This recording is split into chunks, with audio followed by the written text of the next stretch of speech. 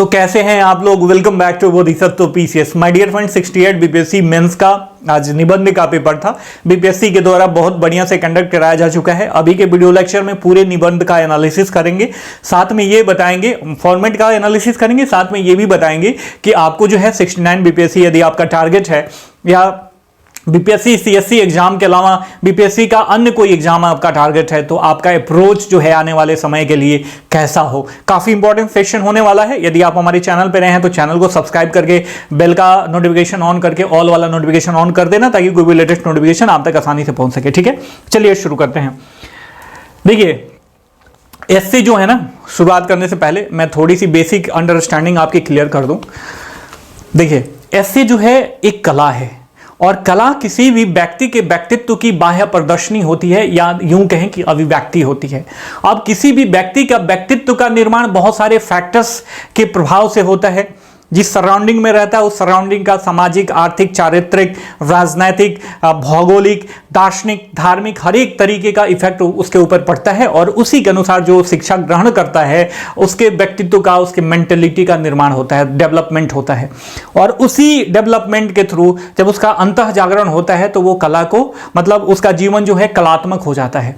और ये निबंध भी जो है एक कलात्मक अभिव्यक्ति होती है। समझ रहे हो ना, मेरे अनुसार मैं बता रहा हूं, काफी डीपली फिलॉसफी ये समझना, कोई आपको बताएगा नहीं। बहुत बड़े बड़े टीचर के पास जब एसए का इंट्रोड्यूस हुआ पेपर ना, तो 15,000 20,000 लोग मांग रहे थे, और हमसे जब बच्चों ने कॉल किया तो मैंने बताया कि ना भैया तुम मत दो, हमारा बहुत अनुभव है। जब सिलेबस चेंज होता था तो जब 2011 में हमने 1.5 लाख रुपए दिए थे कोचिंग वालों को, और पढ़ाया कुछ नहीं। जो चीजें काम करी, जो भी हमने पास करा एग्जाम अपने, मतलब उसके बदौलत पास करा। कुछ हद से टीचर का ऑब्वियस योगदान था, कुछ अपना मेहनत, अपनी अंडरस्टैंडिंग थी। तो ये सारी चीजें तभी होंगी। अभी का जो बदलता सिनारियो है, बीपीएससी का जो डिमांड है, आप अच्छे इंस्टीट्यूशन को चुनो। मैं ये नहीं कह रहा हूं कि मुझे ही चुनो, मतलब हाँ, जो लोग अच्छे हैं उनमें से एक मेरा स्थान जरूर है। और अभी बीपीएससी का जो टेम्परामेंट है, जो बीपीएससी बदल रही है चीजें, सारी चीजें मेरे अनुसार ही चल रहा है। अब ये मत कहना कि मेरी सेटिंग है और या मैं बहुत ज्यादा फेंक रहा हूं, क्योंकि 67 बीपीएससी मेंस का जब मैंने प्रिपरेशन शुरू करवाया था बच्चों का, तो काफी 500 बच्चों का बैच था। तो उसमें एक ऐसे का टॉपिक, जो मैं कई बार बता चुका हूं, आप लोग जानते होंगे, एक ऐसे का टॉपिक डाल दिया। तो एक बच्चा ने कहा ये ऐसे का टॉपिक सब बीपीएससी में पूछता ही नहीं है। अब बीपीएससी कैसे क्वेश्चन पूछ रहा है, आप कैसे क्वेश्चन पूछ रहे हो। 68 बीपीएससी मेंस में एक टॉपिक दे दिया, अब ऐसे का पूरा एक पेपर इंट्रोड्यूस किया। आप बताओ। तो मैं कहना चाहूंगा कि आप थ्रू आउट प्रिपरेशन जो चीजें ग्रहण करते हो, जो ज्ञान अर्जित करते हो, उसी की अभिव्यक्ति होती है। कोई कहे कि मैं पार्टिकुलर एक टॉपिक को पढ़ा के ये बता दूं कि उसी टॉपिक को पूछेगा और उसी पे जाके आपको एस्से लिखना है, तो ये पॉसिबल नहीं है। ये गलत अप्रोच है, चाहे वो टीचर का हो या बच्चे का हो। ठीक है, तो ये ध्यान में रखना। अब आइए मैं पेपर का फॉर्मेटिंग बताता हूं आपको। देखिए, एसए का पेपर जब इंट्रोड्यूस हुआ था तो चेयरमैन साहब ने, दैट मींस बीपीएससी के द्वारा, ये यदि यूं कहें तो कुछ चीजें ना छुपा के रखी गई थी। एक केमा फ्लॉज बना के रखा गया था, आपके आंखों के आगे पट्टी रखी गई थी। इसके लिए बीपीएससी जो है थोड़ा सा आलोचना का पात्र है। केवल तीसरा सेक्शन इसका आइडेंटिफाई करा गया था कि ये बिहार में जो लोकोक्तियां या कुछ चीजें हैं वो बिहार से रिलेटेड होंगी। अब बाकी 2 सेक्शन के बारे में इन्होंने डिटेल नहीं बताया था। हालांकि इसमें बताया था कि इसमें 3 सेक्शन होंगे, तीनों में 4-4 आपको ऑप्शन मिलेंगे, और इसमें से एक आपको चूज करके लिखना है। और ये एक टॉपिक जो है 100 मार्क्स का होगा।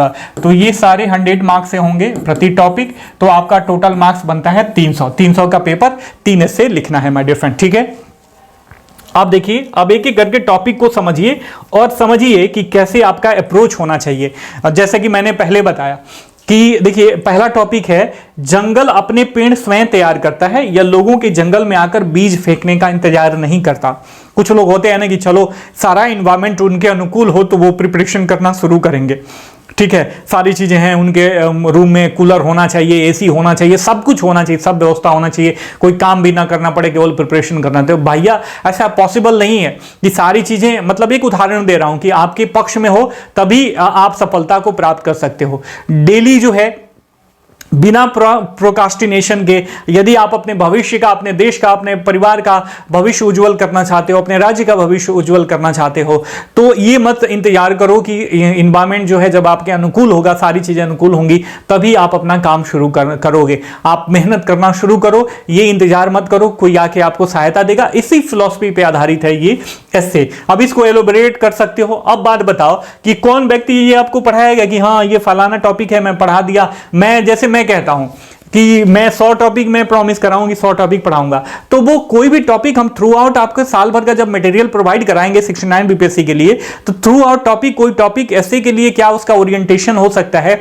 ये हम आपको बताएंगे। फिलोसफिकल चीजें बताएंगे, सांस्कृतिक चीजें बताएंगे, किसी भी टॉपिक से रिलेटेड काफी मतलब साइंटिफिक टेम्परामेंट पे आधारित हमने इस कोर्स को तैयार किया है। हमारे अचीवर बैच की बात कर रहा हूं, ठीक है। जुड़ने के लिए नीचे वीडियो के डिस्क्रिप्शन बॉक्स में नंबर वगैरह दिया हो, उस पर कॉल करके आप हमसे जानकारी लेके जुड़ सकते हो, ठीक है। तो इसको ऐसे आप लिख सकते हो, ठीक है। बात आ गई समझ में ना कि एक कोई टॉपिक आप पर्टिकुलर पढ़ के ऐसे नहीं लिख सकते हो। और ये देखो, इसमें आप सारी चीजों का ज्ञानार्जन जो भी आपने करा है, चाहे इतिहास पढ़ के, मनोविज्ञान पढ़ के, समाजशास्त्र पढ़ के, या विज्ञान पढ़ के, या अर्थव्यवस्था पढ़ के, भूगोल पढ़ के, सब चीज इसमें यूज हो सकता है माय डियर फ्रेंड, ठीक है।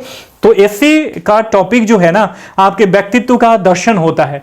कोई ऐसे मुझे लिख के दे दे तो मैं बता दूंगा कि वो व्यक्ति, यदि मैं टॉपिक दूं और लिख के दे तो मैं बता दूंगा उस व्यक्ति का व्यक्तित्व कैसा है, ठीक है। तो क्योंकि मैंने बताया कि ऐसे एक कला है और कला किसी भी व्यक्ति के व्यक्तित्व की अभिव्यक्ति होती है, तो ये बात ध्यान में रखना। और व्यक्तित्व का निर्माण कई सारे फैक्टर्स से होता है माय डियर फ्रेंड। साहित्य ज्ञान का केवल एक स्रोत ही नहीं, साथ ही यह नैतिक और सामाजिक क्रिया का भी एक रूप है। कितना महत्वपूर्ण है ये। हालांकि साहित्यिक ज्यादा साहित्य के साथ है, लेकिन ये नॉर्मल व्यक्ति, लेमैन भी लिख सकता है, जो पढ़ा लिखा हो। लेमैन का मतलब अनपढ़ नहीं, जो पढ़ा लिखा हो, जो ओवरऑल होलिस्टिक। देखिए अब क्या है ना, जो समय का डिमांड है, बीपीएससी जो अपना अप्रोच चेंज कर रही है, अपने आप को स्केल अप कर रही है। आपको वर्टिकल और इन डेप्थ नॉलेज की आवश्यकता नहीं है, थोड़ा बहुत है, लेकिन हॉरिजेंटली आप अपना कितना एक्सप्रेड कर रहे हो, होराइजन कितना अंडरस्टैंडिंग का बढ़ा रहे हो, ये ज्यादा जो है अनिवार्य हो गया है माय डियर फ्रेंड अभी, ठीक है। तो इसको आप कैसे लिखोगे? साहित्य ज्ञान का केवल, जैसे मैं एक एग्जांपल देता हूं सिनेमा का। सिनेमा क्या होता है? साहित्यिक अभिव्यक्ति होती है, जो 1.5 घंटे 2 घंटे में आप जाके रचनाकार के माइंड को देखते हो, और वो आपका जो व्यक्तित्व का रस होता है, व्यक्ति के मानसिकता का जो रस होता है, चाहे वो राग हो, द्वेष हो, घृणा हो, या कॉमेडी हो, या हंसी मजाक हो, सारी चीजों पे बेस्ड होती है मूवी, ठीक है। या भय हो, सब पे बेस्ट होती है ना। कभी कोई मूवी देख के आप, कॉमेडी वाली होगी तो खूब हंसोगे, निकलोगे तो आप एकदम लाइट फील करोगे। कोई टेंस मूवी देखोगे, मार धाड़ वाली, तो निकलोगे तो एकदम टेंस मतलब फील करोगे। होता है ना ये सारी चीजें। कोई हैप्पी एंडिंग वाली मूवी देखोगे तो हैप्पी होके निकलोगे, सैड एंडिंग वाली मूवी देखोगे तो सैड होके निकलोगे, वीरता वाली मूवी देखोगे तो अपने आप को भी वीरता फील करोगे, एनर्जाइज फील करोगे। तो ये सारी चीजें क्या है? साहित्य की अभिव्यक्ति हैं, जो आपके व्यक्तित्व को प्रभावित कर रही हैं।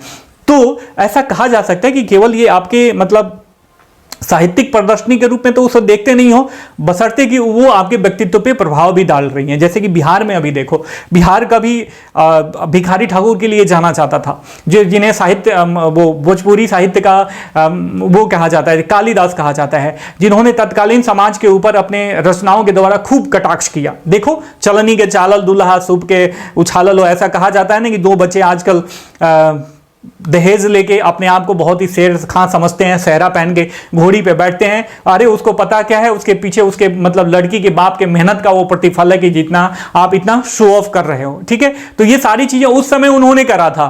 विद्यापति की पदावली वगैरह पढ़ो, कैसे आप धार्मिक हो जाओगे, कैसे आप साहित्यिक हो जाओगे। और अब के रचनाकारों को पढ़ो, और कितना ये शारीरिक सेंट्रिक हो गए हैं। लस्ट बिक रहा है, दैट मीन्स कामुकता बेची जा रही है, और आप लोग खरीद रहे हो, देख रहे हो। तो ये चीजें है ना, ये साहित्यिक प्रदर्शनी होती है। तो ऐसा कहा जा सकता है कि साहित्य जो है केवल एक मतलब ज्ञान का स्रोत ही नहीं है। जो रचनाकार का ज्ञान है, वो अपने ज्ञान के रचना के द्वारा जो है नैतिक और सामाजिक क्रिया का भी निर्माण करता है। तो ये चीज आपको ध्यान में देखना। सामाजिक क्रिया का निर्माण कैसे करता है? आपने देखा होगा कि कई सारे जो केसेस आते हैं ना, बिहार में अमूमन आते रहते हैं कि फलाना मूवी देख के या फलाना वेब सीरीज देख के फलाना व्यक्ति इंस्पायर हो गया और जाके उसी तरीके का हत्या कर दिया। तो ये सारी चीजें आपको समझना है माय डियर फ्रेंड। मैं इसीलिए कहता हूं, मेरा यही प्रयास है कि मेरे इस प्रयास को आप अपने लोगों के बीच फैलाओ। आप नए हो तो सब्सक्राइब करो, अन्य फ्रेंड्स के साथ शेयर करो।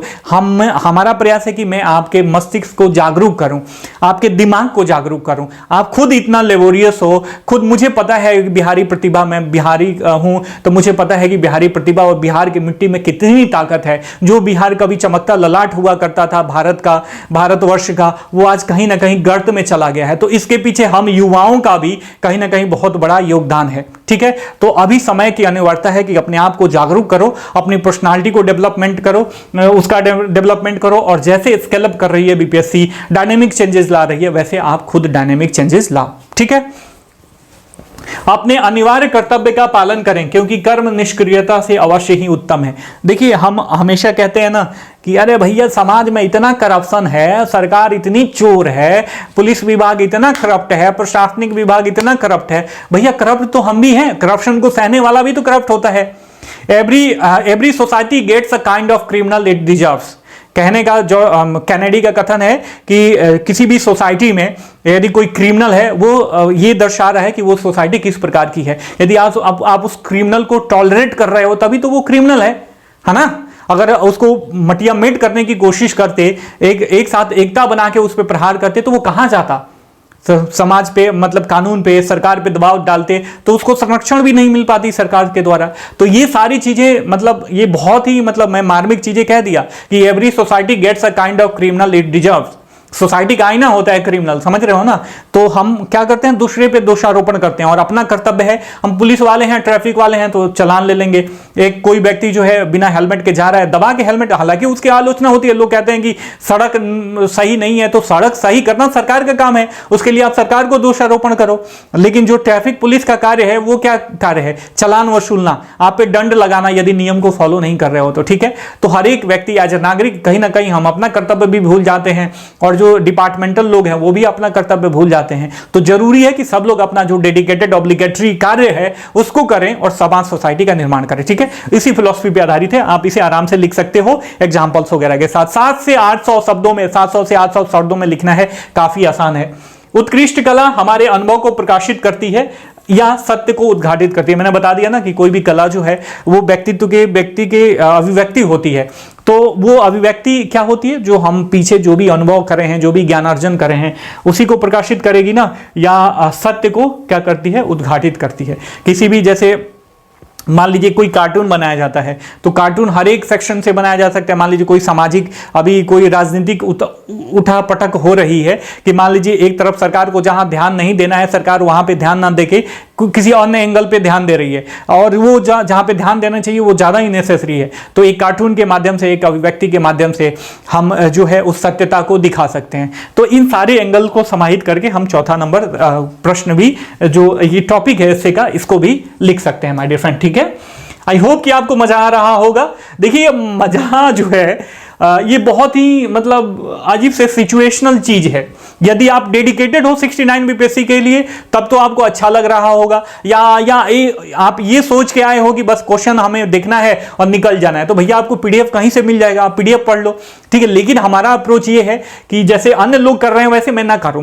मुझे पता है संघर्ष क्या होती है, मुझे पता है कि जब आपके मम्मा पापा, दैट मींस आपके पेरेंट्स जो है पैसा देते हैं, उनके पीछे कितनी आशाएं होती हैं यार। वो अपनी आवश्यकताओं में से कटौती करके जो है आपको पैसा देते हैं, चाहे वो 2000 हो, 4000 हो, 20,000 हो, 50,000 हो। ठीक है, आप धनी भी हो ना, तो माँ बाप आपको पैसा देते हैं इसलिए कि उसके पीछे बहुत सारी आशाएं होती है माय डियर फ्रेंड। ठीक है, तो उनके आशाओं के साथ मत खिलवाड़ करो। ठीक है, जो निगेटिव चीजें आजकल बिक रही हैं सोसाइटी में, उसको मत खरीदो आप, चाहे किसी भी तरीके का हो। उस पे मत अपना समय दो, उस पे मत अपना। देखिए, एक मार्केट का रूल है कि कुछ भी फ्री नहीं होता है। यदि आपको लग रहा है कि फ्री आप चीजें कंज्यूम कर रहे हैं, तो वो फ्री नहीं है, वो आप प्रोडक्ट हो उसका, उस मार्केटिंग का प्रोडक्ट हो। तो ये चीजें ध्यान में रखना।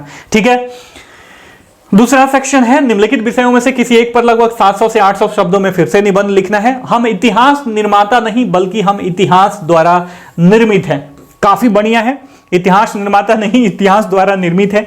काफी अब यहाँ पे ना थोड़ा सा हिस्टोरिकली लोगों को मतलब ये मगअप करने की कोशिश कर रहा है कि हम इतिहास निर्माता नहीं, जो हमारे पास्ट में चीजें हुई हैं जिससे ये क्या होता है, हिस्ट्री। जैसे हमारी सोसाइटी का, इंडिया का सनातन धर्म का, अब ये मत कहना कि मैं ज़्यादा ही मतलब हिंदू ओरिएंटेड बात कर रहा हूँ, बिल्कुल नहीं।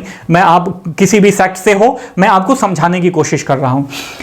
जो इंडियन फिलॉसफी थी वो इतनी जागरूक थी। आप ये सोचो यार कि अभी जो लोग बात कर रहे हैं ना, हम लोग मतलब विज्ञान में अभी जिन तथ्यों तक पहुंचा जा रहा है, मेटावर्स की बात करी जा रही है, ये कई साल पहले, करोड़ों साल पहले जो है हमारे मतलब जो पूर्वज थे, हमारे सांस्कृतिक पूर्वज थे, उन्होंने कर दिया, हमारे धार्मिक पूर्वज थे, उन्होंने कर दिया।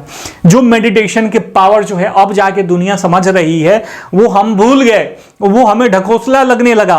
कहीं ना कहीं जो वो हमारी गलती है ना, तो जब हम अपने इतिहास को भूल जाएंगे, रियल इतिहास जो है उसको भूल जाएंगे, तो हम भी खो जाएंगे, तो हम इतिहास का तो निर्माण ही नहीं कर पाएंगे। तो जब आप सही इतिहास को पढ़ते हो, आप अपने पूर्वजों के अचीवमेंट को पढ़ते हो, तो कहीं ना कहीं उसका इम्पैक्ट जो है आपके ऊपर भी पड़ता है। तो यदि हम अपना जो हमारा अचीवमेंट था पास्ट में सनातन संस्कृति का, उसको हमने सही से पहचाना होता, हम अंग्रेजों के गुलाम नहीं हुए होते, तो हम मैकालेवाद पे आश्रित नहीं हुए होते। आप देखो, आप कितना भी होशियार हो, यदि फलाना व्यक्ति आके जो कुछ भी नहीं बोलता है, बस उसे इंग्लिश स्पीकिंग आती है, आपके सामने बोल दे, तो आपके समाज मोहल्ले वाले क्या कहेंगे, बाप रे बाप, फलाना का लड़का बड़ी फराटेदार इंग्लिश बोलेला, बस आपका ज्ञान उसी पे चला गया, आपका जो भी अचीवमेंट है चला गया, आपको नहीं आती इंग्लिश। तो क्या है, कहीं ना कहीं हम अपनी संस्कृति को भूल गए हैं। चाइना क्यों आगे है? चाइना में सब लोग मैंडारिन भाषा बोलते हैं, जापान में सब लोग जापानीज भाषा बोलते हैं, और शायद इटली ने, अभी मैं एकदम से कंफर्म नहीं हूं, इटली में हाल ही में अपने यहां इंग्लिश को बैन कर दिया है। क्यों? क्योंकि लोग ज्यादा अपनी संस्कृति को जो भूल जाएगा भैया, अपने इतिहास को जो भूल जाएगा, वो कहीं का नहीं रहता है। इतिहास क्या है? आपका जमीन है, जो व्यक्ति जमीन से नहीं जुड़ा होता है, ज्यादा ऊपर उठता है, उसका क्षय होना, नाश होना तय है। तो इसीलिए कहा गया है कि ये इतिहास का निर्माता नहीं है हम, बल्कि इतिहास द्वारा हम खुद निर्मित हैं। तो मैकाले ने कैसे, या जो भी ब्रिटिश इतिहासकार थे, हमारे इतिहासों को कैसे तोड़ा मरोड़ा, कैसे जो हमारी संस्कृति थी, जो पहले हिंदू और मुस्लिम राजाओं के बीच आपसी जो राजवाड़ा लड़ाइयां होती थी, कैसे उसको हिंदू मुस्लिम का नाम दिया, कैसे उन्होंने 1909 के एक्ट के द्वारा मुस्लिमों के लिए अलग जो है सांप्रदायिक प्रतिनिधित्व का निर्माण करा, तो कैसे पूरे देश का डिवीजन हो गया, और उसका अभी भी खामियाजा हम लोग भुगत रहे हैं। सोचो, यदि पाकिस्तान और हिंदुस्तान है, हालांकि धर्म के आधार पर बंटवारा हो गया, चलो मान लेते हैं, हो गया, वो होनी थी, अनहोनी थी, हो गई, लेकिन अभी भी जो उस समय बीजारोपण करा गया, हम अपने इतिहास को, आप पाकिस्तान में जाओगे तो वहां के सिलेबस का इतिहास इतना क्षय हो गया ना उसका, उस पार्टिकुलर एरिया का, कि इसीलिए ये अभी दुर्दशा है पाकिस्तान की, और कहीं ना कहीं हमारी भी। तो ये चीजें हैं, जब पे चाइना भी, पाकिस्तान भी और इंडिया भी साथ में लगभग आजाद हुए, सब लोग डिपेंडेंट हुए, सेम सिचुएशन में थे, और आज देख लो तीनों कंट्री का क्या क्या सिचुएशन है। ठीक है, तो कहीं ना कहीं चाइना जो आगे बढ़ा है ना, उसके पीछे उसकी संस्कृति से लगाव, उसके अपनी भाषा पे विश्वास, अपने आप के ऊपर विश्वास, ये बहुत ज्यादा जो है मतलब ये आधारित है उस पे। ठीक है, जब उन्होंने इस पे सारी चीजें करी, इस पे अपने भाषा पे, अपने संस्कृति पे विश्वास करा, तो वो आज आगे हैं और हम लोग पीछे हैं। साउथ के लोग क्यों आगे हैं? साउथ में देखोगे कि जो सांस्कृतिक लगाव है ना, व्यक्ति कितना भी बड़ा बन जाता है, हालांकि हर एक सोसाइटी में ड्रॉबैक्स होते हैं, लेकिन व्यक्ति कितना भी बड़ा हो जाता है, वो अपने संस्कृति से जरूर जुड़ा रहता है। हम तो यहाँ पे मॉडर्न हो जाते हैं ना, वहाँ पे मॉडर्निटी जो है एजुकेशन पे है, मॉडर्निटी भी है पैसा कमाने पे है। तो ये सारी चीजें जब आप समझोगे, तो कब समझोगे? जब आप केवल किसी बुकिश नॉलेज को ग्रहण ना करके, जो ओवरऑल इन्वायरमेंट का निर्माण होता है, आपकी सोसाइटी का निर्माण होता है, उसमें जो भी ज्ञान की धारा प्रवाहित होती है, सबको अपने आप में समाहित करोगे, तब तो जब आप जाके जो है इस तरीके का इससे लिख पाओगे। ठीक है, इंटरनेट ने हमारे संसार को विश्व गांव में बदल दिया है। ठीक है, काफी आसान है, सब लोग लिख सकते हैं इस पे। विचार जीवन का आधार है, thought is the base of life. ये भी इंपॉर्टेंट है कि किसी भी व्यक्ति का क्या विचार है, वैसे ही उसके जीवन का निर्माण होगा। उसके जीवन में जो भी वो लक्ष्य निर्धारित करेगा, सब उसके थॉट प्रोसेस के द्वारा ही निर्धारित होता है। साथ में कोविड के बाद बदलाव मांगती शिक्षा, काफी रिलेवेंट टॉपिक है, करंट अफेयर से जुड़ा हुआ है, तो आप इसे भी लिख सकते हो। तो आप देख रहे हो ना कि अब जाके यहां पे थोड़ा सा पॉज हो जा रहा हूं। देखिए, पूरे पेपर को पढ़ना 5 मिनट का काम है, लेकिन मेरा उद्देश्य केवल जैसे अन्य लोग करते हैं, पेपर पढ़ के निकल गए एनालिसिस के नाम पे और बता दिए कि इतना इतना मार्क्स का इतना इतना शब्दों में लिखना है। लेकिन मेरा अप्रोच ये है कि, मेरा प्रयास ये है कि आप जागरूक हो जाओ। ठीक है, अब आप यहाँ पे, मैं आपको पेपर का इंपॉर्टेंस बता दे रहा हूं कि पेपर का इंपॉर्टेंस केवल आपको एडिटोरियल पढ़ने के लिए नहीं, अमूमन यदि आपने देखा होगा कि हम सबके घरों में जो है हिंदुस्तान आता है, हिंदी वाला हिंदुस्तान हमारा, मान लीजिए ये हिंदुस्तान आता है। ठीक है, तो हिंदुस्तान को देखोगे, एडिटोरियल वाला पेज होता है, तो एडिटोरियल दिया रहता है। यहां पे जो है ना, मैं नीचे वीडियो को डिस्क्रिप्शन बॉक्स में हमारा टेलीग्राम का लिंक दिया हुआ है, उसे आप क्लिक करके ज्वाइन कर लेना, मैं वहां पे स्क्रीनशॉट सेंड कर दूंगा। यहां पे देखो, यहां पे दिया रहता है फिलोसफिकल चीजें, साहित्यिक चीजें, धार्मिक चीजें दी रही होती हैं। और कभी कभी ये आता है कि पूरा एक पेज जो है डेडिकेटेड होता है साहित्य से, दर्शन पे आधारित, साइकोलॉजी पे आधारित, या किसी भी व्यक्ति की सक्सेस स्टोरी के बारे में आधारित है। तो ये सारी चीजें पढ़ो, पूरा न्यूज़पेपर पढ़ो, ठीक है। इसलिए पूरा न्यूज़पेपर यदि आप साल भर पढ़ोगे, दैट मींस आपका 300 मार्क्स का एस्से तैयार होगा, ठीक है। ध्यान में रखना इस चीज को। Same to same the Hindu में भी ऐसा ही होता है। तो द हिंदू में धर्म वगैरह से रिलेटेड नहीं आता है ज्यादा, बट लेफ्टिस्ट पेपर है चूंकि, तो लेकिन यहाँ पे ओपन जो पेज होता है ना, ओपन पेज सैटरडे या संडे को आता है। तो जब आप उसको पढ़ोगे तो उसमें बहुत सारी चीज़ें, फिलोसफिकल, साइंटिफिक डेवलपमेंट, इसके साथ साथ साइकोलॉजिकल डेवलपमेंट, बहुत सारी चीज़ें मिलेंगी। तो वहाँ से आप सीख सकते हो। तो न्यूज़पेपर का कितना डायनेमिक उपयोग होने वाला है अब आपके जीवन में, आप इस चीज़ को समझ गए होगे, ठीक है। और आई होप कि जो चीज़ें मैं कन्वे कराना चाहता था, मैं ये सोच के इस पेपर का एनालिसिस शुरू किया कि मैं आपको बताऊंगा कि क्या क्या करना है आपको आगे 69 बीपीएससी के लिए, वो चीज़ें आप समझ रहे होंगे। तो अब थर्ड सेक्शन में आ जाते हैं। वही है, निम्न में से किसी एक पर लगभग 700 से 800 शब्दों में निबंध लिखना है आपको। पहला है धर्म के बिना विज्ञान, मतलब ये मतलब बिहार वाला है ये, ठीक है, बिहार वाला सेक्शन एज पर बीपीएससी। ये जो है धर्म के बिना विज्ञान नांगर्ष है, विज्ञान के बिना धर्म आनर्ष है, ठीक है। धर्मा के बिना विज्ञान नांगर्ष है, और विज्ञान के बिना, मतलब वो धर्म और विज्ञान से रिलेटेड जो अब पूछा जाता है ना, वो उसी से रिलेटेड है, तो आप लिख सकते हो। इसके साथ साथ पानी में मछरिया, नौनों कुटिया बखरा, कहलन मतलब अरे ये हो जाएगा ना, तो हम तुमको ये दे देंगे, वो दे देंगे, चाहे हम इसमें से इतना लेंगे, हम इसमें से इतना लेंगे। तो गांव के कोई बड़े बुजुर्ग आते हैं, पानी में मछली व नौनों कुटिया बखरा, तो उसी से रिलेटेड ये लिखा है। जब तक आपके हाथ में कोई रिजल्ट फुल्ली ना मिल जाए, तब तक जो है उसके प्रति आशान्वित जरूर रहो, लेकिन ज़्यादा आगे भविष्य के बारे में ना सोचो, ये कहना चाह रहा है ये, ठीक है।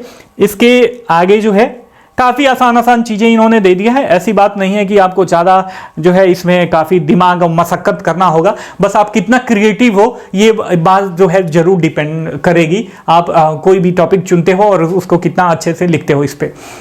अगला खेती आगे आगे, पछला खेती भागे जागे, ठीक है। मतलब well begun is half done, ऐसा कहा जाता है ना कि अच्छी शुरुआत किसी भी कार्य के आधा पूर्ण होने की प्रतीक होती है, ठीक है। यदि आप आगे शुरुआत करोगे तो आप ऑब्वियस लीड करोगे, पीछे रहोगे तो आप पीछे ही रहोगे, ठीक है। इसी को एलोबरेट करना है। दूसरा है मूस मोटाई लोढ़ा हुई है, ना हाथी ना घोड़ा हुई है। अच्छा, ये वाला टॉपिक मैंने एक दिया था, मैंने भोजपुरी कहावतें वगैरह दिया था ना, तो ये टॉपिक दिया था। देखिए एक मेरा उसमें से भी एक लड़ गया, मूस मोटाई। यदि आपको मतलब वो ना होना, तो भोजपुरी कहावतें और लोकोक्तियां ऐसे एनोटेशन पे एक मतलब वो टॉपिक मैंने प्रोवाइड कराया था लेक्चर, उसमें कुछ दिया था जिसमें से एक लड़ गया, लो लड़ गया मेरा, एक हमने लड़ा दिया, मूस मोटाइया लोढ़ा हुई है, ना हाथी ना घोड़ा हुई है। कितना आसान है कि देखिए किसी भी चीज की ना एक परिसीमा होती है, उससे एक्सेस नहीं जा सकता, डाउनफॉल आना ही है।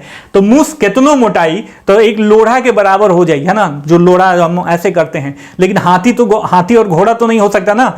तो ये मतलब बहुत ही तार्किक चीज है, बहुत ही रियलिस्टिक। ये हम वैसे समझ लेते हैं कि हाँ ऐसे ऐसे कह दिया, लेकिन ये बहुत ही रियलिस्टिक अप्रोच के साथ जो वास्तविकता है उसको एक्सेप्ट करने की ये बात कर रहा है। तो आई ओवरऑल मैं ये बताना चाहूँगा मेरे प्यारे दोस्तों, कि 10,000 20,000 रुपया लेके देके जो है ना कोई पढ़ा सकता है, ना आप खुद पढ़ सकते हो। आप साल भर 1.5 साल क्या मेहनत कर रहे हो, किस एंगल ऑफ अप्रोच के साथ मेहनत कर रहे हो, ये आपकी सफलता 300 मार्क्स वाले पेपर में निर्धारित करेगा।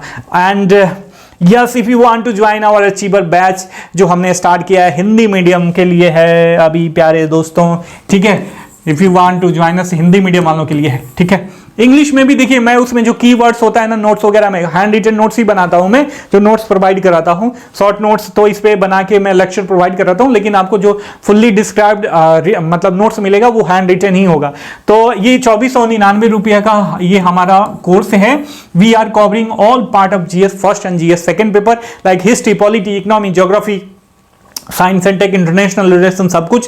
प्लस इसमें 100+ जो है एसए का भी टॉपिक इंक्लूड है, वीकली आंसर राइटिंग प्रैक्टिस है, और हम सारी चीजें कोर्स जो है हमारा through out video lecture and PDF note जो है प्रोवाइड कराएंगे। हमारा पेड प्राइवेट टेलीग्राम ग्रुप है, उसी पे एज पर आवर शेड्यूल और timing. If you want to join us और maintain the pace and preparation of your preparation, then you can call and WhatsApp on 97 170 58 805। ठीक है, अब देखिए कभी कभी ये आ जाती है चीजें कि लोग कहते हैं कि आप इंग्लिश में क्यों बोलते हैं भैया, देखो होता है ना, हमारी साइकोलॉजी ही ऐसी डेवलप है, गुलाम रहे हैं, गुलामी जाती ही नहीं है। तो ये सारी चीज़ें मैं कोशिश करूंगा, ठीक है, तो ये कि आप ध्यान रखो मैं इन सारी चीज़ों का। तो ये आप हमसे जुड़ सकते हो, मतलब पूरा प्रिपरेशन है इसमें, होलिस्टिक प्रिपरेशन है। अब देखिए बीपीएससी जो है केवल गाइडेंस की चीज़ रह गई है, ठीक है। कोई कोचिंग आप 1.5 लाख 2 लाख रुपये दे दो, फिर भी वो आपको बीपीएससी के लिए प्रिपेयर नहीं करा पाएगा, क्योंकि अब जो चीज़ें हैं वो बहुत ही रेलेवेंट, और जो बीपीएससी ने स्केल अप करा है अपने मतलब अपने स्तर को, वो यूपीएससी के लेवल का ला दिया है।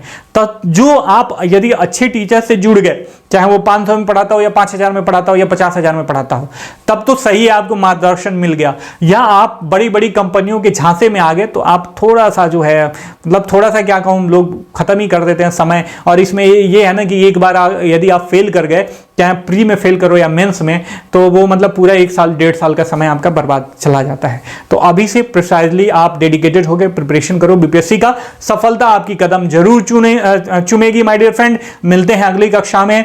धन्यवाद, लास्ट तक आपने बहुत धैर्य के साथ हमें सुना, इसके लिए आपको सादर प्रणाम। मिलते हैं अगली कक्षा में।